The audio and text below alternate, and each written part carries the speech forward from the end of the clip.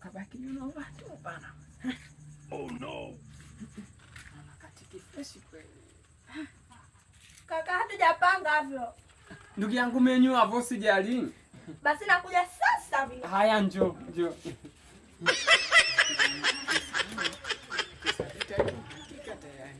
Wakasemaje ndugu yangu? Sijatambua mambo ya habaya wala pashmina. Kweli sikukuu ifiki. Usijali ndugu yangu. Vano na mkeka wangu uno. Na uhakika unole unatiki. Na ukatiki tumeenda kutafutia pashmina ndugu yangu. 320 zinova vano. Na uhakika chatiki tu maana pano zibaki timu mbili tu. Kabaki uno Real, kabaki na Liverpool. Na wote nyi wakawa. Mkeka? Njoo nini? Ndugu yangu mbeti we kuno. We! Mbeti! Si halali. Bora jiswawe hasa.